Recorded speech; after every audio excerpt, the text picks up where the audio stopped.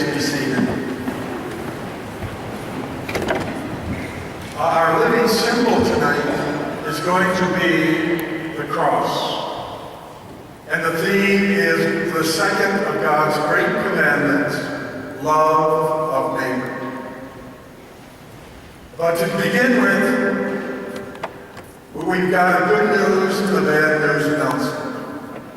The good news is that tomorrow night there's going to be 10 to 12 priests who will be coming here to help celebrate the sacrament of reconciliation. Let me tell you, Father Anthony, he has been out for a couple of days, scouring the whole diocese, looking for the kindest, the gentlest, the most loving of priests.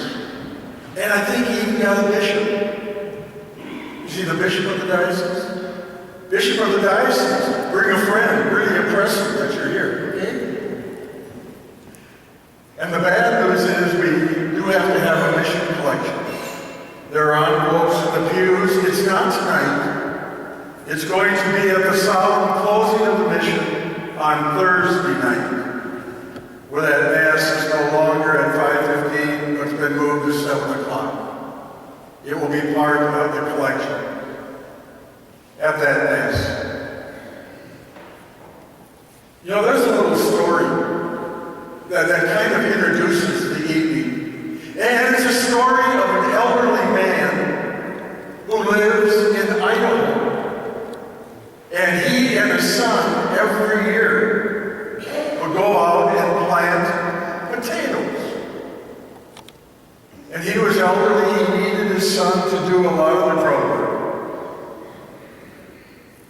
This particular year, time for planting was coming, but his son was in jail, and he didn't think that he would be able to do it alone to prepare the ground. And so he wrote to his son. He said, "Maybe this year we're going to have to skip because we have no one to work the land." A little while later, his son sent him a letter back. And he said, "Dad, no matter what you do, don't dig up the backyard. That's where I hid the bodies." The next morning, the elderly man wakes up to a bunch of noise outside. He goes to the window and he looks out, and there's tons of people out there, FBI, the State Patrol, volunteers, and they're out there digging up, looking for the bodies. And they dig up almost all day. And then they leave. 3 days later, he gets another letter from his son. He said, "Dad, I hope you were able to plant the potatoes. I did the best thing under the circumstances that I could do." And it introduces tonight, are you doing the best that you can do under the circumstances? That's a very challenging and a very daring statement. Jesus tells us in that second commandment, love your neighbor. And he gives us many, many ways that tells us how to go about doing that in our lives. And of course, the first neighbor we have in our life, who is it? It's the members of our family. Then maybe the members of our parish. He says, love your neighbor. And in order to do that, according to the law of Jesus, there's one thing we have to learn how to do in our lives. We have to learn how to handle our sensitivity. Oh, I know there are some people out there who say, I'm big and tough. I'm not worried about that sensitivity stuff.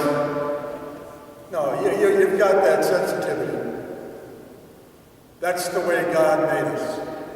Something go wrong? Your battery out?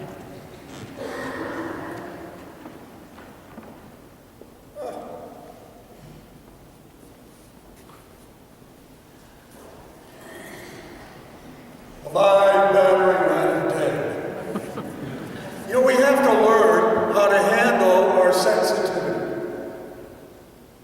And sensitivity is a tremendous asset that we have in our lives. Because we have that asset of sensitivity, we're able to see when other people might be having a little difficulty, might need a hand, a word, a gesture, something to help build them up. But we have to learn how to handle that in our lives. In order to show you what I'm getting at, I'd like to use a certain scene that was given to me by a lady who lives in Houston, Texas.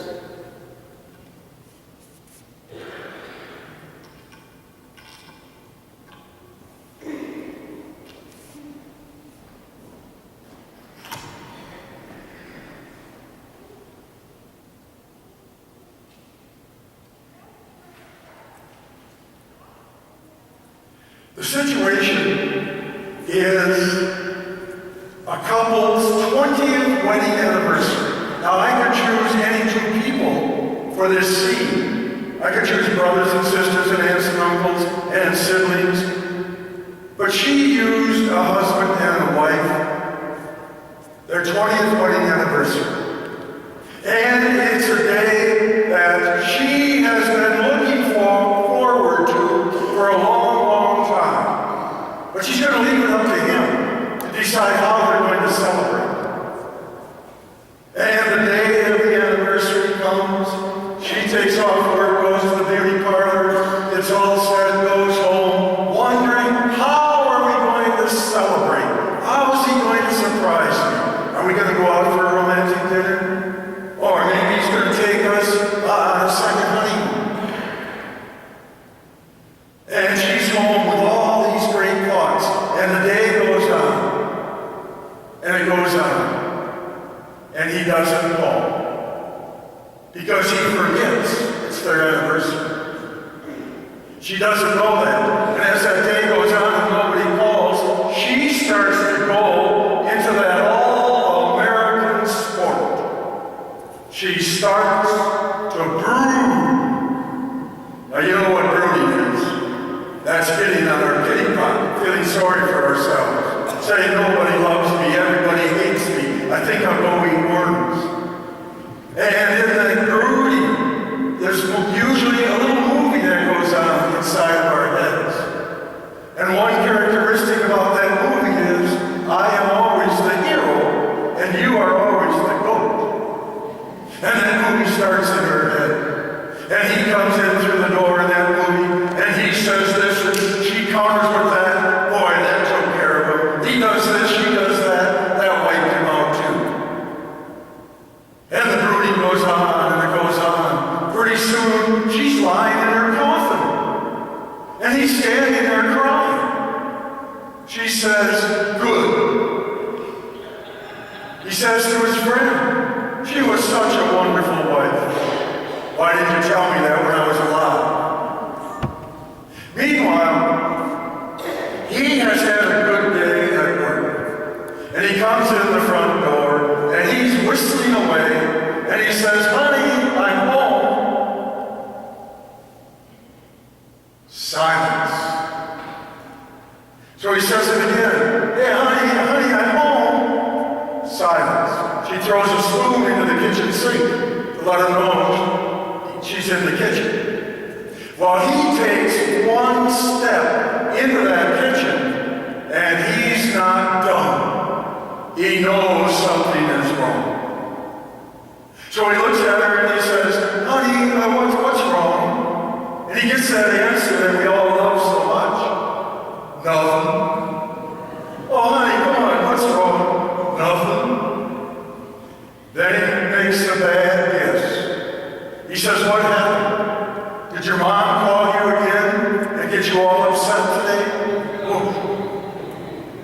Then he gives up, goes into the living room, starts to read the paper. She makes stew for supper because he hates stew. And then they're on at the supper table. By this time, they're not talking to each other.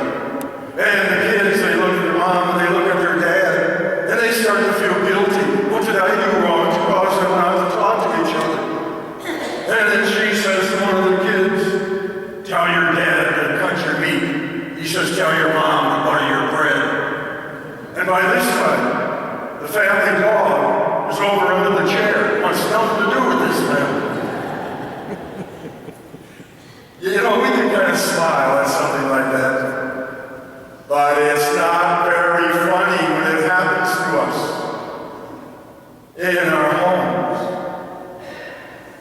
People get hurt. What can we do about it? When our Lord and Savior hung on that cross, he told us of what we can do about it some ways. When he was laying on that cross, what did he do? He made an excuse for those soldiers who had put him there. He didn't cry out, Lord, wipe these people out, send fire on the earth, take care of them, get rid of them, get even with them. How dare they do that to me? Not at all. Jesus made an excuse. He said, Father, forgive them. They don't know what they're doing. And he offered that as an example for us. Forgive them, they don't know what they're doing. We're not perfect people. We make mistakes. And then let's face it, sometimes our mouth is faster than our brain.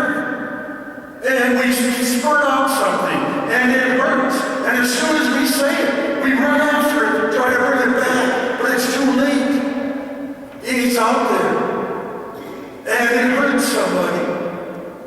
And we feel terrible. How do you want to be treated at times like that? You want them to do what Jesus did. Forgive you for making a mistake. You didn't mean to do it. And it's the same when other people perhaps say something that hurts and offends you. They're just like you. They're human. They do sometimes and say things sometimes that they don't really mean. It just comes out. And they want to be treated the same way. Make an excuse for them. What's going on in their life that they would have to do or say something like that? Is a member of their family sick? Are they having financial difficulties? What terrible things are going on that they would say something like that? That's what Jesus said. He said, make an excuse. Did you ever meet a bitter person? I mean a really bitter person. I'll tell you, they're impossible.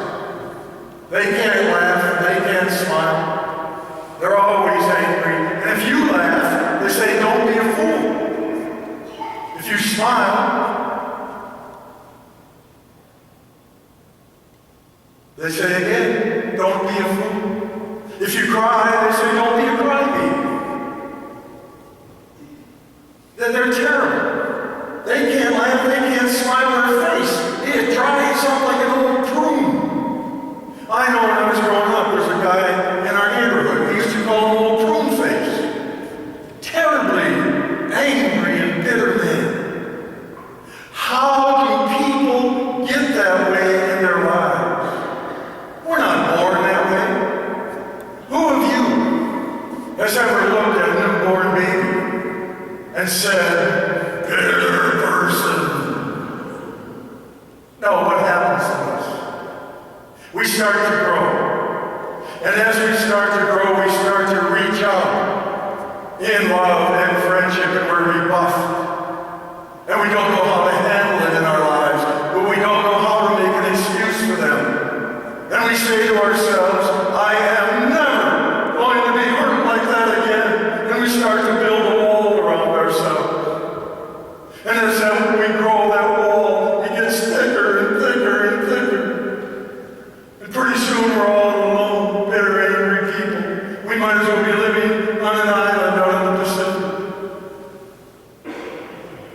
Jesus says, don't let that happen to you. Make an excuse for them.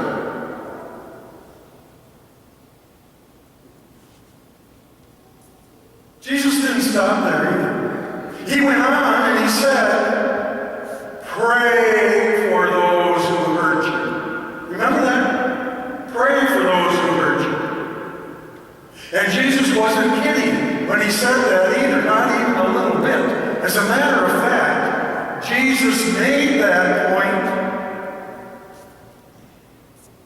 a means of forgiveness. Remember, Jesus said, forgive them, they don't know what they're doing. Remember, he said what? I want you to forgive everybody, everything, every time. And Jesus never asks us to do the impossible. But I hear people say, I cannot forgive. They call me a name, they step on my toe, they gossip about me. They've stole money from me, maybe the worst hurt of all, they divorced me. And I cannot forgive. Jesus said, look, if you can pray for that person, it means that you have forgiven them. And it doesn't even have to be a good prayer. You could say, Lord, he's a complete jerk, but at least get him to heaven. Because you see, the way God made us, we have an intellect, we have a mind, we also have feelings and passions. And our intellect is to guide and govern our feelings. When we let our feelings take precedent over our intellect, that's where we can get into trouble. Our feelings are hurt. And I'm not going to forgive you for that. They're really hurt. The intellect says, I'll say a prayer for you. Jesus said that means you've forgiven. Let the feelings and the passions catch up. And Jesus didn't stop there either. He went on and he said, do good to those who hurt you. How about that? He said, do good to those who hurt you. In our little scene, what she should have done is perhaps made him his favorite meal. And when he came in through the door after work, she could have said, hey, honey, well, I'm glad you're home. Today is our anniversary. Look, I made your favorite meal. If she had done that, you know what he would have done? He would have lied to her. Yeah, he would have. He'd have said, oh, yeah, honey, I know. I stopped to pick something up on the way home, but they didn't have it in stock. I'll bring it in tomorrow. Perhaps that would be all right. Do good to those who hurt you. You know, many times, let's face it, many times in our life, we set ourselves up to be hurt. The lady who gave me that little scene, she's been married 47 years. And she said for 40 of those years, almost every birthday, every anniversary, every time we should celebrate, he could never remember. And I got hurt. And I would cry. After 40 years, I said, I'm not going to get hurt anymore. So she went out and she bought a dozen roses. And when he came home from work, she said, honey, thank you for the roses. Go up and change. I made reservations and a nice dinner tonight. We're going out because it's our anniversary. And she said, I've been doing that ever since. I stopped setting my wonderful husband up to fail and to hurt me. If something's important, tell them it's important to you. Tell them it's important. My mother, dear lady, she was practically raised by her older sister, Mary. Mom was the youngest in the family. As Mary got older, she had Alzheimer's disease, and they had her in an institution. And I would take my mom to go visit her older sister. And every time I would do that, I would say, Mom, don't ask Mary if she knows who you are. Tell her who you are. Every time Mom would go into Mary's room, and she'd say, Mary, do you know who I am? Setting herself up to be hurt. My older sister doesn't even know me, and she'd cry all the way home. You know, Jesus, he was really serious when he said, love your neighbor, handle your sensitivity, figure out ways to work together. Let's get rid of all these divisions in our families, in our parishes. Let's get rid of all of those. You're members of the family of God. You have the grace and the love of God working in your lives, working in your relationships. Use that grace. Handle your sensitivity. Sure, there are going to be disagreements, but they can be worked out with mutual love and mutual respect. You know, Jesus, he told us a few things about our relationships. And he said, look, if you want to live in peace and harmony, that's got to start someplace. And you can spend an entire lifetime saying, they are the ones who did it. They have to come to me and apologize. And the bad feelings are gone forever. That's what Jesus said. He said, if you really want to live in peace, it's got to start someplace.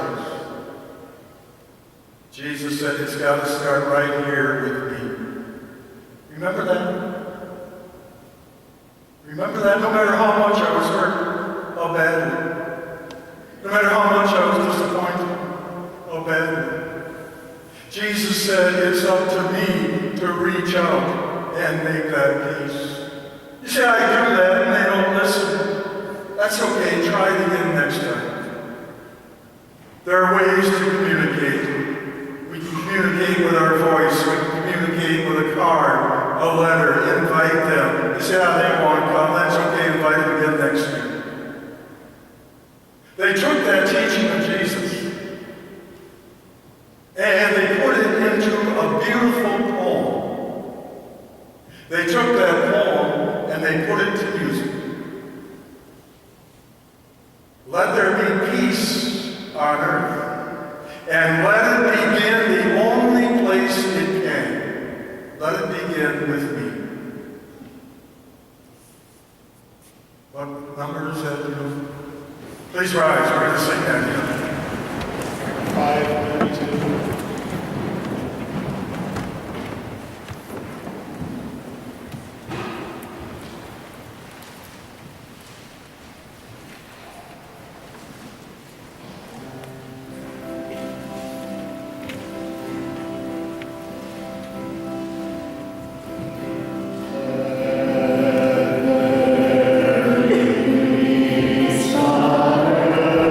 That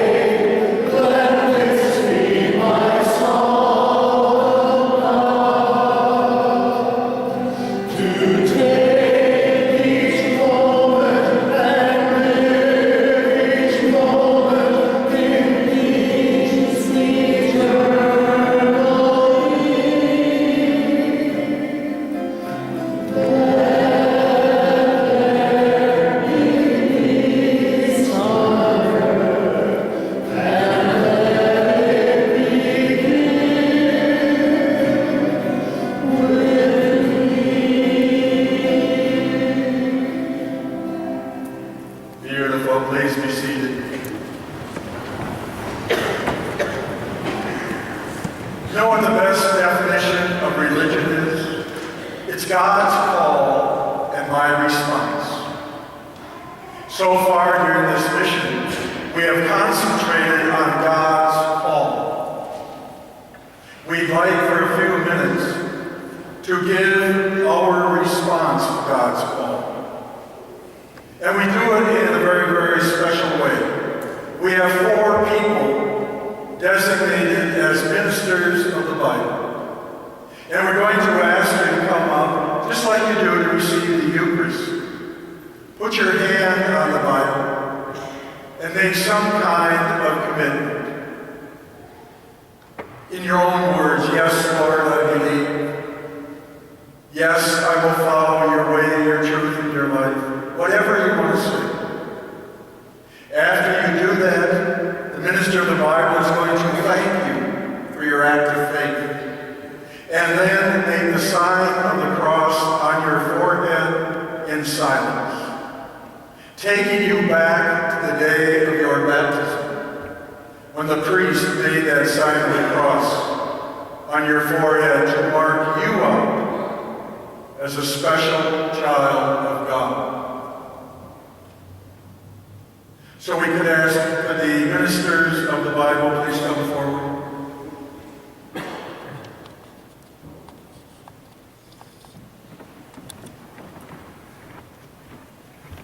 You want to start out if anybody,